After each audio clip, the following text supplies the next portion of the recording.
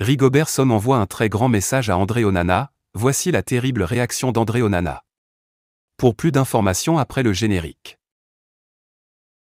Avant de commencer, n'oubliez pas de vous abonner et d'activer la cloche de notification car cela va vous permettre de ne plus manquer à nos prochaines vidéos. C'est parti!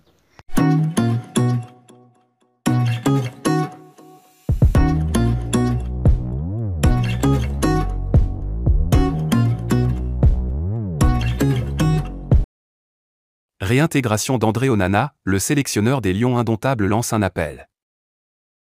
En conférence de presse hier jeudi 23 mars, le manager sélectionneur des Lions indomptables, Rigobert Song Bahanag, a déclaré que les portes de la sélection nationale restent ouvertes pour André Onana qui pourrait, s'il le souhaite, revenir. Cette annonce intervient après une période tumultueuse pour le gardien de but de l'Inter de Milan, qui a été mis à l'écart du groupe lors de la Coupe du Monde Qatar 2022 et qui avait lui-même annoncé la fin de sa collaboration avec les Lions indomptables. Cependant, depuis quelques mois, André Onana enchaîne de bonnes performances en club et la question principale qui demeure aujourd'hui est de savoir s'il va revenir en sélection.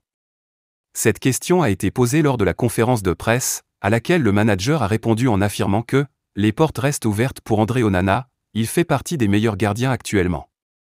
Mais on ne peut pas se concentrer sur les individualités au-delà du collectif.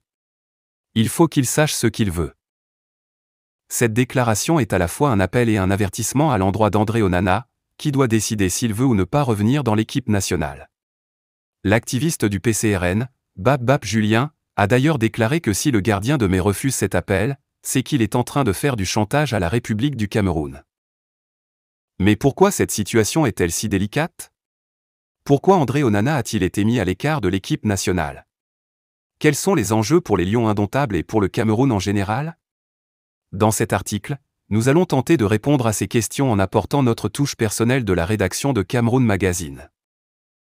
Tout d'abord, il convient de rappeler que la mise à l'écart d'André Onana de l'équipe nationale a été décidée par le staff technique en raison d'une suspension pour dopage.